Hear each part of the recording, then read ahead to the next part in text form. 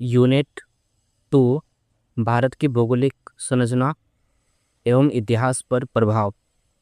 ठीक है, अध्याय 2 भारत का नामकरण। ऐसी मान्यता है कि पौराणिक राजा दुष्यंत एवं उनकी पत्नी शकुंतला के पुत्र भरत के नाम पर इस देश का नाम भारत पड़ा। भरत नाम सर्वप्रथम ऋग्वेद में मिलता है। कहाँ पे? ऋग्वेद में मिलता है। और एक उपभाग के रूप में भारतवर्ष शब्द सर्वप्रथम शताब्दी ईसा पूर्व के खारवेल के हाथी गुम्फा अभिलेख में मिलता है। किसमें? खारवेल का जो हाथी गुम्फा अभिलेख है उसमें मिलता है। भारतवर्ष इट मीन्स भरतों का देश। वैदिक कालीन जन कबीला भारत के नाम पर इसका नाम भारत पड़ा। और ये भी कुछ विद्वान है जो मानते हैं। अशोक के अभिलेखों में भारत का नाम जम्बू द्वीप मिलता है और जम्बू नामक वृक्ष की उपलब्धता के कारण इसे जम्बू द्वीप कहा गया है। प्रथम गौण शिलालेख सिंधु नदी के पूर्वी क्षेत्र के लिए फारसियों यानी कि ईरानियों ने फारसी भाषा में हिंदू शब्द का प्रयोग किया और अरबी लोगों ने इस क्षेत्र को अल हिंद नाम दिया। तुर्क मुसलमानों ने हिंदुस्तान तथा उसकी भाषा को हिंदवी नाम दिया। हिंदू शब्द की व्युत्पत्ति सिंधु नदी के नाम से हुई है और फारसवासी आधुनिक ईरान स का उच्चारण ह के रूप में करते थे, इसलिए उन्होंने सिंधु का उच्चारण हिंदू के रूप में किया। अतः सिंधु नदी के पूर्व की ओर की भूमि को हिंदुस्तान कहा जाता है। हिंदुस्तान नामक का प्राचीनतम प्रयोग 262 ईस्वी में उद्गीर्णित सासानिय ईरानी शासक शाहपुर प्रथम के नक्श रुस्तम लेख में मिलता है। ये लेख ईरानी, पहलवी और ग्रीक यूनानी भाषा में है। यूनानियों ने इस देश को इंडिया नाम दिया। सर्वप्रथम हेरोडोटस यूनानी और रोमवासी सिंधु को इंडस और इसके पूर्व की भूमि को इंडिया कहते थे। मनुस्मृति में समुद्र से लेकर पश्चिमी समुद्र तक तथा हिमालय से लेकर विंध्याचल के बीच के भाग को आर्यावर्त कहा गया है। राजशेखर की काव्य मीमांसा में भी नर्मदा नदी के उत्तर के भाग को आर्यावर्त कहा गया है। विष्णु पुराण समुद्र के उत्तर में तथा हिमालय के दक्षिण में जो कल्पित है वह भारत देश हो तथा वहां की संतानें भारतीय है। भारत में जनजातीय तत्व DS गुहा ने शीर्षीय सूचकांक के आधार पर भारत की आदिम जातियों को 6 भागों में बांटा है। पहली है निगिल्टो, ये भारत की सबसे प्राचीनतम प्रजाति है। दूसरी है प्रोटो ऑस्ट्रेलाइड, ये भारतीय जनसंख्या के आधारभूत अंग थे। नाग, मकर, कच्छप, पूजा, चंद्रगणना, निछावर प्रथा, लिंगोपासना, मृत्युत्तर विश्वास, इनकी पूर्व मृत्यु के बाद जन्म, उसमें ही पुनर्जन्म और आदि भारतीय संस्कृति को इनकी देन रही है। उसके बाद तीसरा था मंगोलाइड, इनकी भाषा चीनी तिब्बत समूह किरात की भाषा से मिलती है। तंत्र, वामाचार, शक्ति पूजा आदि धार्मिक कृत्यों का आविर्भाव मंगोल जाति के प्रभाव की देन है। इसके बाद आती है मेडिट्रेनियन, ये भूमध्य सागरीय है। इस प्रजाति के वंशज भारत में बड़ी संख्या में विद्यमान है। सामान्यतः इस प्रजाति का संबंध द्रविड़ जाति से है जो नौ परिवहन, कृषि, व्यापार, वाणिज्य, नगरीय सभ्यता का भारत में सूत्रपात इसी प्रजाति की देन है। उसके बाद पांचवी आती है नॉर्डिक, इस प्रजाति को आर्यों का प्रतिनिधित्व तथा हिंदू सभ्यता का जनक कहा जाता है। आर्य वस्तु तो एक भाषिक पद है। और उसके बाद छठा पश्चिमी बोरोकाई सेपल्स या अल्पाइन, डिफारिन, अर्मेनाइड आदि। भारत की अवस्थिति एवं विस्तार, यह उत्तर में हिमालय पर्वत, उत्तर पश्चिम में हिंदू कुश, सुलेमान श्रेणियाँ, कीर्तन सुलेमान, ठीक है, और उत्तर पूर्व में पूर्वांचल पहाड़ियाँ तथा दक्षिण में विशाल हिंद महासागर से सीमांकित एक वृत्त भौगोलिक इकाई है जिसे भारतीय उपमहाद्वीप कहा जाता है। भारतीय उपमहाद्वीप के अंतर्गत नल्ला पाकिस्तान, नेपाल, भूटान, बांग्लादेश और भारत सहित कुल 5 देश आते हैं। भारत अक्षांशीय एवं देशांतरी दृष्टि से क्रमशः उत्तरी गोलार्ध और पूर्वी गोलार्ध में स्थित है। भारत की मुख्य भूमि ये 8 से 37 डिग्री 6 उत्तरी अक्षांश में, वो पश्चिम पूर्व में 68, 7 और 9, 725 पूर्वी देशांतरों के मध्य विस्तृत है और 82.5 डिग्री पूर्वी देशांतर लगभग 2 ये जो है मध्य भाग से गुजरता है, जो कि देश का मानक समय है ग्रीनविच समय से 5 घंटा 30 मिनट आगे है। प्लस में ग्रीनविच जो रखा उससे 5 घंटा 30 मिनट आगे है और 82.5 डिग्री पूर्वी देशांतर इलाहाबाद के निकट मिर्जापुर से होकर गुजरती है। इस देशांतर रेखा को भारत की मान्य देशांतर रेखा भी कहा जाता है, मानक देशांतर रेखा, ठीक।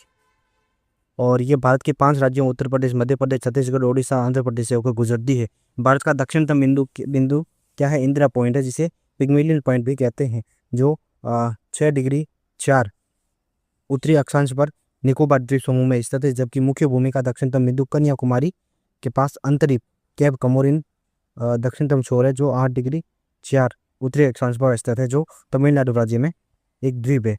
भारत का उत्तरी बिंदु जम्मू कश्मीर में इंदिरा कौल 37.36°6 उत्तरी अक्षांश है, जो पूर्वी बिंदु अरुणाचल प्रदेश में किबिथु 97.25 पूर्वी देशांतर स्थित है। पश्चिमी बिंदु गुजरात में गौर माता ये 68.7 पूर्वी देशांतर में स्थित है। कर्क रेखा भी भारत के मध्य से होकर गुजरती है। भारत के जिन प्रदेशों से होकर गुजरती है: गुजरात, राजस्थान, मध्य प्रदेश, छत्तीसगढ़, झारखंड, पश्चिम बंगाल, त्रिपुरा और मिजोरम। कर्क रेखा 23.5° उत्तरी अक्षांश भारत को लगभग 2 बराबर भागों में उत्तरी और दक्षिणी भारत में बांटती है, जिसका दक्षिणी हिस्सा उष्ण कटिबंध और उत्तरी हिस्सा उपोष्ण कटिबंध या उष्ण शीतोष्ण कटिबंध कहलाता है। ये भारत का विस्तार उष्ण एवं उपोष्ण दोनों कटिबंध में, उष्ण और उपोष्ण दोनों कटिबंध में। भारतीय भूभाग की लंबाई पूर्व से पश्चिम तक 2933 किलोमीटर तथा उत्तर से दक्षिण की लंबाई 3214 किलोमीटर है। भारत का भौगोलिक क्षेत्रफल 32,87,263 वर्ग किलोमीटर है। ठीक है, और इसका कुल क्षेत्रफल, विश्व के कुल क्षेत्रफल का कितना है? 2.43%। ठीक, और क्षेत्रफल की दृष्टि से भारत का रूस, कनाडा, चीन, USA, ब्राजील तथा ऑस्ट्रेलिया के बाद 7वां स्थान है। भारत की स्थलीय सीमा की लंबाई 15,200 किलोमीटर तथा मुख्य भूमि की तटीय रेखा की लंबाई 6100 किलोमीटर है। द्वीपों समेत देश के कुल तटीय सीमा कितनी है? 7516.5 किलोमीटर है। और इस प्रकार भारत की कुल सीमा 2271 देखो 15,200 और 7,516 ये मिला के कितने बन गई? 22,716 किलोमीटर है। गुजरात की तटीय सीमा 1214 किलोमीटर सबसे लंबी है, क्योंकि इसमें सर्वाधिक क्रीक है। और सबसे छोटी तटीय सीमा किसकी है? गोवा की है। देश में 28 राज्य, 8 केंद्र शासित प्रदेश, ये अंडमान निकोबार, चंडीगढ़, हरियाणा, जम्मू कश्मीर, लद्दाख, दिल्ली, पुडुचेरी, लक्षद्वीप, दमन दीव, दादरा नगर हवेली प्रदेश है। भारत के पड़ोसी देश, भारत के निकटतम पड़ोसी नेपाल, अफगानिस्तान, चीन, नेपाल, भूटान, म्यांमार, बांग्लादेश, श्रीलंका। श्रीलंका भारत का सबसे निकटतम समुद्री पड़ोसी देश है, जबकि इंडोनेशिया दूसरा निकटवर्ती समुद्री पड़ोसी है। ठीक है, और नल्लापाक 3310 किलोमीटर की सीमा को स्पर्श करने वाले भारतीय राज्य केंद्र शासित प्रदेश लद्दाख, जम्मू कश्मीर, पंजाब, राजस्थान, गुजरात से लगता है। ठीक है, अफगानिस्तान 80 किलोमीटर की सीमा स्पर्श करने वाले एकमात्र भारतीय केंद्र शासित प्रदेश लद्दाख है। और भारत एवं अफगानिस्तान के बीच डूरंड लाइन है।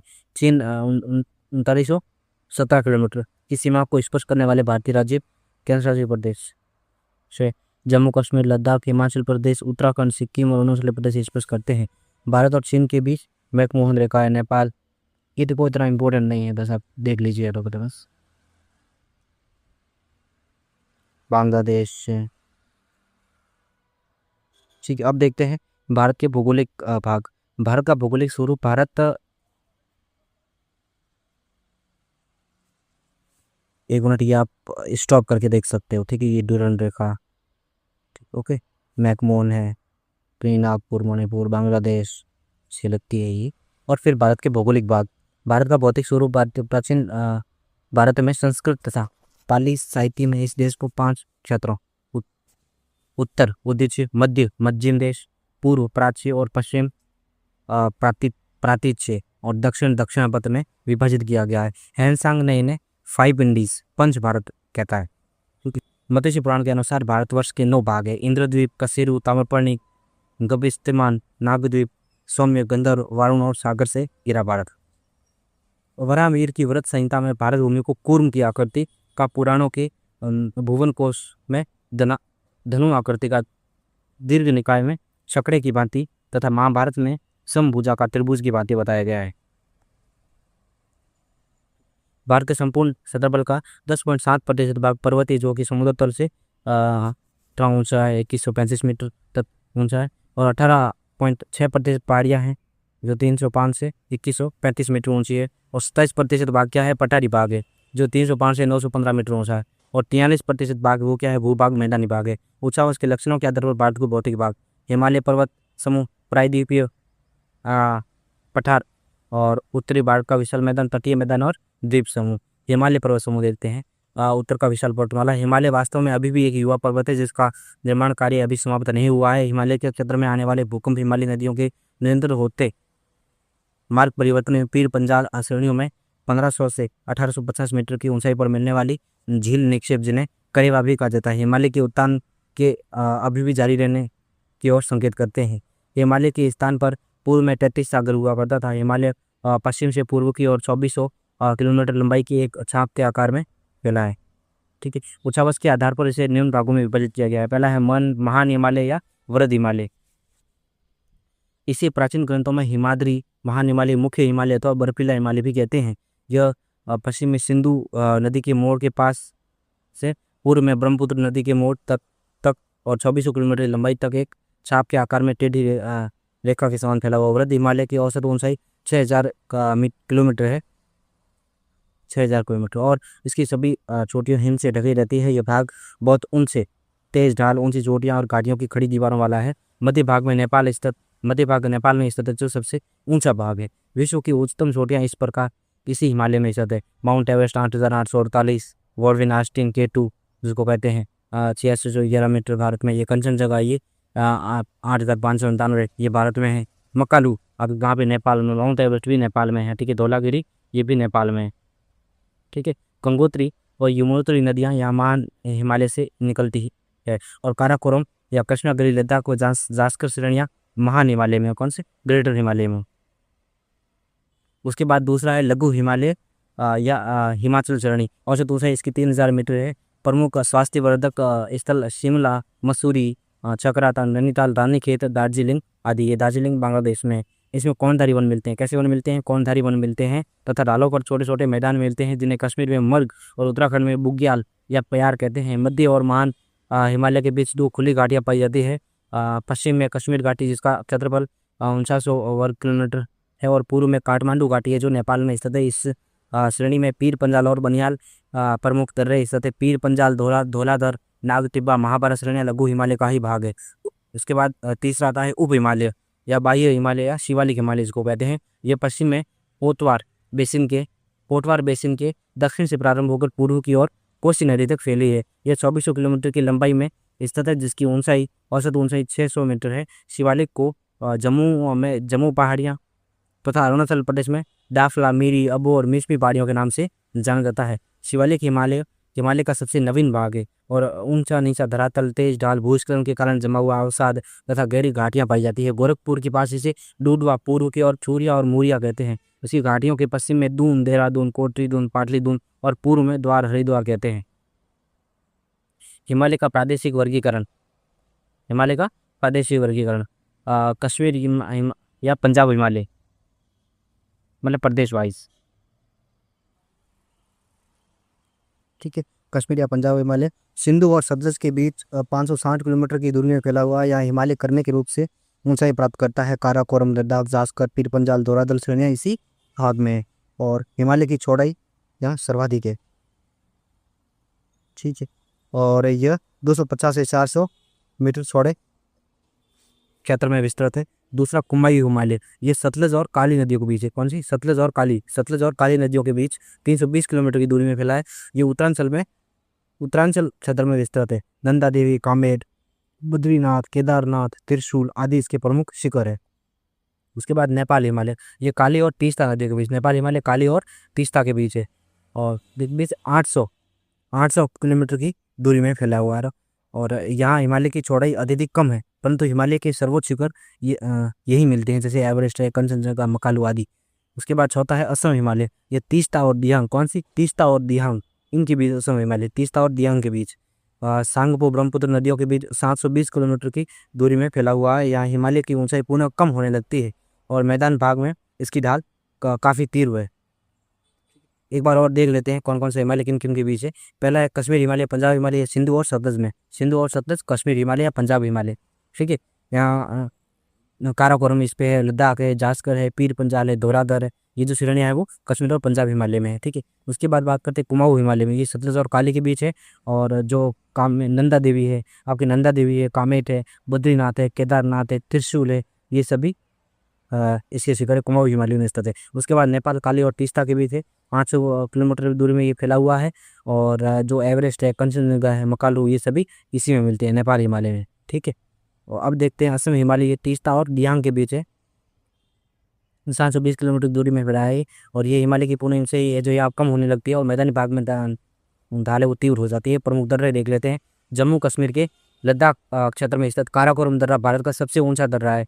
5,654 किलोमीटर मीटर है, सॉरी किलोमीटर नहीं, मीटर। और यहाँ से चीन को जाने वाली एक सड़क भी बनाई गई है। ठीक है। उसके बाद बुज्जिला दर्रा, ये श्रीनगर से गिलगित को जोड़ता है। बुज्जिल दर्रा है वो श्रीनगर को गिलगित से जोड़ता है। उसके बाद जोजिला दर्रा, ये जास्कर में है। जोजिला कहाँ पे? जास्कर श्रेणी में स्थित है और से श्रीनगर से लेह का मार्ग गुजरता है। श्रीनगर और लेह का मार्ग यहाँ से वो गुजरता है जोजिला से। पीर पंजाल, ये कुल गांव से कोठी जाने का मार्ग गुजरता है यहाँ से, पीर पंजाल से। उसके बाद बनिहाल दर्रा, जम्मू से श्रीनगर जाने का मार्ग बनिहाल दर्रे से गुजरता है। ठीक है। जवाहर सुरंग भी इसी बनिहाल दर्रे में स्थित है। जवाहर सुरंग कहाँ पे है? बनिहाल दर्रे में। ठीक है। उसके बाद शिवकिला दर्रा शिमला से तिब्बत को जोड़ता है। शिवकिला शिमला से तिब्बत को जोड़ता है। और बाडालासला दर्रे से मंडी हिमाचल प्रदेश से ले जाने का मार्ग गुजरता है। और थागाला, माना या नीति या लिबुलेक दर्रा, ये उत्तरांचल में कुमाऊं हिमालय में स्थित है। इसे मानसरोवर झील एवं कैलाश घाटी मार्ग गुजरता है। सिक्किम में स्थित नाथुला व जलेपला दर्रे व्यापक सामरिक महत्व, स्ट्रेटेजिक महत्व के है। और यहाँ से दार्जिलिंग, चुम्बी घाटी से होकर तिब्बत जाने का मार्ग है। ठीक है। उसके बाद बोमडिला या यांग्याप दर्रा, ये अरुणाचल प्रदेश में स्थित है। और बोमडिला दर्रे से तवांग घाटी से होकर तिब्बत जाने का मार्ग जाता है। जबकि यांग्याप दर्रे के पास ब्रह्मपुत्र नदी भारत में प्रवेश करती है और यहाँ से चीन के लिए भी मार्ग जाता है। इसके बाद 11वां दीपू या ये पांगसान दर्रा, यह आपका अरुणाचल प्रदेश से भारत म्यांमार सीमा पर स्थित है। इसके बाद 12वां है मणिपुर में स्थित तुजू दर्रे से इम्पाल से तामू और म्यांमार को जाने का मार्ग गुजरता है। 13वां है रोहतांग दर्रा, ये हिमाचल प्रदेश में है। भारत के उत्तर पश्चिम में स्थित खैबर, बोलन, गोमल, कुर्रम, टोची दर्रे भी ऐतिहासिक दृष्टि से महत्वपूर्ण थे। ठीक है। जो आक्रमणकारी आए वो खैबर, बोलन, इन्हीं दर्रों से आए थे, अरब आक्रमणकारी। और इनमें से प्रसिद्ध खैबर दर्रा है। इसे होकर काबुल, पेशावर का जो मार्ग है वो जाता है। ठीक है। ये अभी नल्ले में है। और सिकंदर महमूद जो गजनवी का जो आक्रमण हुआ था वो इसी दर्रे से हुआ था। ठीक है। इसी दर्रे से हुआ था। और गोरी भारत में गोमल दर्रे से आया था। गोरी गोमल। और मध्य युग तक प्रमुख विदेशी आक्रमण ईरानी, यूनानी, शक, पहलव, कुषाण, हून, तुर्क, इन्हीं दर्रों से हुए। ये दर्रे भारत का विदेशों से सांस्कृतिक तथा व्यापारिक संबंध स्थापित करने का साधन भी रहे हैं। फाइयान और हैंसांग जैसे यात्री इन्हीं दर्रों से होकर भारत आए और भारतीय आर्यों का प्रवेश भी इन्हीं दर्रों के माध्यम से हुआ था। उत्तर पश्चिम में भारतीय उपमहादेश की वैज्ञानिक सीमा काराकोरम तथा हिंदुकुश पर्वत है। और यहाँ सुलेमान, सफ़ेद को और कीर्तन पर्वत, सुलेमान पर्वत है, जो भारत को अफगानिस्तान एवं बलूचिस्तान से पृथक करते हैं। बलूचिस्तान का समुद्र तट मकरांतर कहलाता है। जो बलूचिस्तान का जो समुद्र तट वो क्या कहलाता है? मकरांतर कहलाता है। और भौगोलिक दृष्टि से मेघालय का पठार उत्तर पूर्वी पहाड़ियों का ही एक भाग है। जो भौगोलिक दृष्टि से देखा जाए तो जो मेघालय का जो पठार है वो उत्तर पूर्वी जो पहाड़ियों का ही भाग है। इस पठार पर गारो, खासी, जयंतिया पहाड़ियाँ हैं। और संरचनात्मक दृष्टि से मेघालय प्रायद्वीपीय पठार का भाग है। अगर स्ट्रक्चरल देखा जाए तो प्रायद्वीपीय जो पेनिनसुलर है उसका भाग है, जबकि भौगोलिक दृष्टि से उसका भाग है। ठीक है। उत्तर पूर्वी पहाड़ियों का। और हिमालय श्रृंखला को म्यांमार में अराकान योमा के नाम से जाना जाता है। अंडमान निकोबार द्वीप समूह हिमालय के ही भाग है। उत्तरी भारत का मैदान, भारतीय इतिहास में ये मैदान बहुत महत्वपूर्ण है। भारत की सभ्यता और संस्कृति का विकास इसी मैदान में हुआ है। और मैदान की उपजाऊ मिट्टी, उपयुक्त जलवायु और पर्याप्त जल आपूर्ति के आधार पर ऐसी कृषि का विकास हुआ जिसमें लोगों की ज़रूरत से ज़्यादा उत्पादन होता था। इस अधिशेष उत्पादन ने सभ्यता के विकास में बड़ा भारी योगदान किया है। उत्तरी मैदानी प्रदेश भारत का हृदय स्थल तथा संस्कृति तथा सभ्यता का पोषण स्थल कहलाता है। हड़प्पा संस्कृति का उद्भव विकास सिंधु घाटी में, वैदिक संस्कृति का उद्भव पश्चिमी उत्तर प्रदेश तथा पंजाब में तथा जो विकास है वो पश्चिमी गंगा घाटी में हुआ था। लो मूलक वैदिक उत्तर संस्कृति मध्य गंगा घाटी में फली फूली। गुप्त युग में निचली गंगा घाटी तथा उत्तरी बंगाल उत्कर्ष हुआ। और भारत के अधिकांश समृद्धशाली साम्राज्यों तथा समृद्धशाली नगरों का जो निर्माण है वो इसी भूप क्षेत्र में हुआ था। कुरुक्षेत्र, तराइन, पानीपत की रणस्थलियों ने बार बार भारतवर्ष के भाग्यों का निर्णय किया है। और यहाँ स्थित नदियों को वाणिज्यिक तथा संसार की धमनियाँ माना जाता है। हस्तिनापुर, प्रयाग, वाराणसी तथा पाटलिपुत्र देश की पहली प्रमुख राजधानी जैसे अनेक नगर एवं राजधानी नदी तट पर बसी थी।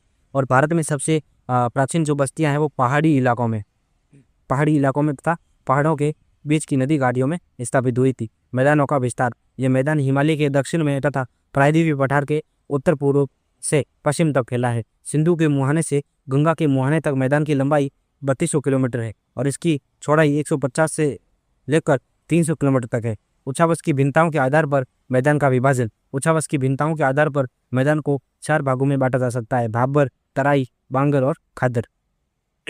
मैदान का प्रादेशिक विभाजन, सिंधु से लेकर असम तक इस मैदान के पूरे विस्तार से स्थानीय उच्चावच में काफ़ी भिन्नता दिखाई पड़ती है। इन्हीं विभिन्नताओं के आधार पर उत्तरी भारत के मैदान को निम्नलिखित 4 विभागों में बांटा जा सकता है। पहला, सिंध का मैदान। इस मैदान का निर्माण सिंधु नदी के द्वारा हुआ है। सिंधु नदी के पश्चिम का भाग बांगर है और पुराने नदी मार्गों से बचे हुए भाग को धोरोस कहते हैं। धोरोस लंबे संकरे गर्त है और इनमें से कुछ सूखे नदी मार्गों के साथ साथ खारे पानी की झीलें हैं जिनका स्थानीय नाम ढांड है। पंजाब तथा हरियाणा का मैदान, आब फारसी भाषा का शब्द है, इसका अर्थ है पानी, और पंजाब अर्थात 5 पानी यानी 2 नदियों के बीच के भाग को दोआब कहते हैं। और पंजाब के मैदान में 5 दोआब है तो इसलिए इसका नाम पंजाब पड़ा। और व्यास सतलुज के मध्य पहला बिस्त दोआब, व्यास तथा रावी के मध्य बारी दोआब, रावी तथा चिनाब के बीच रचना दोआब, चिनाब तथा झेलम के बीच छाछ दोआब, और झेलम, चिनाब और सिंधु के बीच कौन सा है? सिंध सागर दोआब है। ठीक है, तो याद रखना, व्यास और सतलुज के बीच कौन सा है? बिस्त। व्यास और सतलुज बिस्त, व्यास और रावी बारी, और रावी और चिनाब रचना, और चिनाब और झेलम ये छाछ। ठीक है, ज से झ और छा से चिनाब हो गया। ठीक है, ये ऐसे याद रखो। र से क्या हो गया? रावी, और छ से क्या हो गया? चिनाब। ठीक है, और व व्यास यानी ब, व या ब, और र से रावी, तो बारी ऐसे याद रखो। ठीक, और झेलम, चिनाब तथा सिंधु के बीच, झेलम, चिनाब और सिंधु के बीच कौन सा है? सागर दोआब, सिंध सागर दोआब, सिंध सागर दोआब। ओके, तीसरा, गंगा का मैदान। उत्तरी भारत के मैदान का ये भाग गंगा, यमुना, रामगंगा, घाघरा, गोमती, गंडक आदि नदियों के द्वारा बहाकर लाए गए अपरदित पदार्थों से बना है। प्रायद्वीपीय पठार की ओर बहकर आने वाली चंबल, सिंध, कैन, बेतवा, कैन और 100 नदियों का भी इस मैदान को बनाने में योगदान है। इसका विस्तार मुख्य रूप से उत्तर प्रदेश, बिहार, पश्चिम बंगाल में है और गंभीर समतलता के कारण उत्तरी भाग मैदान को डेड प्लेन भी कहा जाता है। उसके बाद ब्रह्मपुत्र का मैदान। असम में मैदान की चौड़ाई 90 से 100 किलोमीटर तक ही है। इसका विस्तार असम में धुबरी से सदिया तक है। इस मैदान का निर्माण ब्रह्मपुत्र और उसकी सहायक नदियों द्वारा बहाकर लाए गए अपरदित पदार्थों से हुआ है। ठीक है, वर्षा ऋतु में इस मैदान का अधिकतर भाग ब्रह्मपुत्र की विनाशकारी बाढ़ की चपेट में आ जाता है। दक्षिण का पठार का ढाल दक्षिण एवं पूर्व की ओर है, अतः अधिकांश नदियां इस पठार पर पश्चिम से पूर्व की ओर बहकर बंगाल की खाड़ी में गिरती है। जैसे महानदी, गोदावरी, कृष्णा, कावेरी ये सभी नदियां डेल्टा बनाती है। और पठार के उत्तरी भाग में नर्मदा, ताप्ती नदियां पूर्व से पश्चिम की ओर बहती हुई अरब सागर में गिरती है और यही 2 नदियां एचुरी का निर्माण भी करती है। तो यही 2 नदियां क्या? एचुरी का निर्माण करती है। महानदी का प्राचीन नाम कनक नंदिनी था। महानदी का प्राचीन नाम क्या है? कनक नंदिनी। और महानदी को वायु पुराण एवं ब्रह्म पुराण के अनुसार सतयुग में नीलोत्पला और मत्स्य पुराण के अनुसार द्वापर युग में चित्रोत्पला। ठीक है, और महाभारत के भीष्म पर्व में महानंदा कहा गया है। नर्मदा तथा ताप्ती नदियां विंध्यन तथा सतपुड़ा पहाड़ियों और महाकांतार के वन मिलकर उत्तर भारत को दक्षिण भारत से पृथक करते हैं और इसी पृथकता के कारण दक्षिण में आर्य संस्कृति से सर्वथा भिन्न द्रविड़ संस्कृति का विकास हुआ। कृष्णा तथा तुंगभद्रा नदियों से निर्मित दोआब रायचूर दोआब कहलाता है। कृष्णा और तुंगभद्रा जो नदियां हैं इनसे जो निर्मित जो दोआब है वो रायचूर दोआब कहलाता है। क्या कहलाता है? रायचूर दोआब। कौन सी नदियां? कृष्णा और तुंगभद्रा। बौद्ध साहित्य में सुत्त निकाय का कौन सा?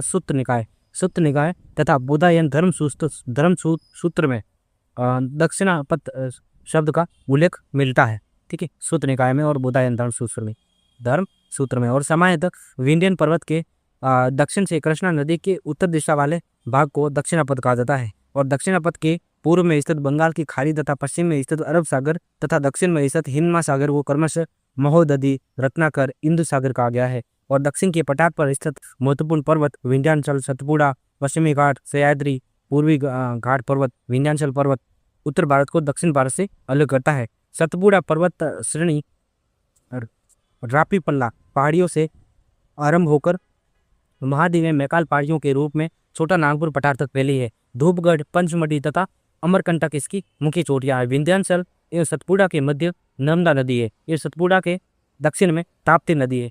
पश्चिम क्या है, पश्चिमी घाट या सह्याद्री पर्वतमाला पर 4 महत्वपूर्ण दर्रे हैं। ठीक, चला इसके बाद बात करते हैं थाल घाट। नासिक की मुंबई के बीच मार्ग प्रशस्त करता है। ये थाल घाट कहाँ पे, नासिक और मुंबई, नासिक और मुंबई। नामू नामू थाल, नामू थाल ऐसे याद रखो। नामू ना से नासिक, मुंबई से मुंह से मुंबई और आगे जोड़ो था, नामू था। ठीक है, उसके बाद भोर घाट है वो मुंबई से पुणे। ठीक है, मुंबई से पुणे, तो इसे याद रखो। मुप्पू मुकू भो, मुप्पू भो, नामू था मुकू भो। ठीक है, मुप्पू भो। और उसके बाद पाल घाट। पाल घाट कोयम्बटूर से कोचिन के बीच मार्ग बनाता है। कोयम्बटूर से कोचिन, कोयम्बटूर से कोचिन, तो ऐसे याद रखो को पा, कोयम्बटूर, कोचिन और पाल घाट। उसके बाद सिन्नकोटा, ये त्रिवेंद्रम से मदुरई यानी कि त्रिमसी जैसे याद रखो। त्रिवेंद्रम से मदुरई के बीच क्या है, सिन्नकोटा। ठीक है, त्रिमसी, तो ये अपन देखें। उसके बाद पश्चिमी घाट में पूर्वी घाट पर्वत दक्षिण में जहाँ आपस में मिलते हैं उन पहाड़ियों को नीलगिरी कहते हैं। और दक्षिण भारत की सबसे ऊंची चोटी अनाईमुड़ी है जो अनाईमलाई पहाड़ियों पर स्थित है। दक्षिण भारत का दूसरा सबसे ऊंची चोटी दूधा बेटा है जो नीलगिरी की सबसे ऊंची चोटी है। नीलगिरी, अन्नामलाई, पालनी और कार्डम इलायची की पहाड़ियाँ तथा दक्षिण भारत के पठार पर स्थित प्रमुख पहाड़ियाँ हैं। दक्षिण के पठार के उत्तरी पश्चिमी भाग में लावा निर्मित उपजाऊ काली मिट्टी पाई जाती है। इस पठार के उत्तरी भाग में छोटे छोटे पठार स्थित है। हड़ौती का पठार, मालवा का पठार, बुंदेलखंड का पठार, बघेलखंड का पठार, छोटा नागपुर पठार, रांची का पठार और पूर्व में मेघालय का पठार। उसके बाद बात करते हैं तटीय मैदान। दक्षिण के पठार के पूर्व में पश्चिम में क्रमशः पूर्वी एवं पश्चिमी तटीय मैदान है। इसका निर्माण या तो तटीय भागों को समुद्र तल से ऊपर उठ जाने से या नदियों द्वारा मिट्टी के निक्षेप से हुआ। उसके बाद इसमें पहला है पूर्व तटीय मैदान। ये मैदान उत्तर में स्वर्ण रेखा नदी से लेकर कन्याकुमारी तक है। इसके उत्तरी भाग उत्तर सरकार तट तथा दक्षिण भाग को कोरोमंडल तट कहा जाता है। इस मैदान को उत्तर से दक्षिण के उत्कल का मैदान उत्तरी सरकार तट कोरोमंडल तट में विभाजित किया जाता है। अरिकामेडु महाबलीपुरम कावेरीपट्टनम के बंदरगाह कोरोमंडल तट पर अवस्थित है। ठीक है, ये अरिकामेडु महाबलीपुरम कावेरीपट्टनम ये किस पर, कोरोमंडल तट पर है। और मैदान के समुद्र के निकटवर्ती भाग में बालू के ढेरों की लंबी श्रृंखला मिलती है जिनका निर्माण समुद्री लहरों ने किया है। इन बालू के ढेरों के कारण ही चिल्का उड़ीसा एवं पुलिकट तमिलनाडु में, कोलेरू आंध्र प्रदेश में और जैसी क्षेत्रीय जिलों का निर्माण हुआ ऐसी जिलें लेखून कहलाती है। पश्चिमी तटीय मैदान, ये मैदान उत्तर में खंबात की खाड़ी से लेकर दक्षिण में कुमारी अंतरिप तक फैला है। इसके उत्तरी भाग को कोंकण व दक्षिण भाग को मालाबार तट कहते हैं। गुजरात के तट को सौराष्ट्र तट कहा जाता है। और पश्चिमी तटीय मैदान की नदियाँ जोरदत बोक का निर्माण करती है। ये पूर्वी तटीय मैदान की अपेक्षा कम चौड़ा है। मालाबार तट लेगुनों की अधिकता है। और पश्चिम तटीय मैदान में नारियल, चावल, सुपारी, केला, काजू, मसालों की कृषि की जाती है। केरल के तटीय मैदान में मोनोजाइट, थोरियम जैसा बहुमूल्य आणविक खनिज मिलता है। ठीक है, सोपारा भड़ोच, भरगुकचू, ये सूरपारक, सोपारा और कल्याण, कैलियोन, ये मुजिरी पश्चिमी तट के बंदरगाह थे। ये पश्चिमी तट के सभी देख रहे हो। ठीक है, और केरल तथा मालाबार तट प्राचीन काल का प्रसिद्ध व्यापारिक अधिवास रहा है। नोट भारत पर स्थल आक्रमण पश्चिम दर्रों से हुए। जो भारत पर स्थल आक्रमण हुए वो ग्राउंड अटैक कहाँ से हुए, पश्चिम दर्रों से हुए। 15वीं शताब्दी के अंत तक यूरोपीय आगमन समुद्री से हुआ था। और भारत के द्वीप समूह 5 और भारत में द्वीपों की संख्या 247 है। 2004 बंगाल खाड़ी में स्थित है। ये आप देख लीजिए, इतना इंपोर्टेंट है नहीं, स्टॉप करके आप देख सकते हो।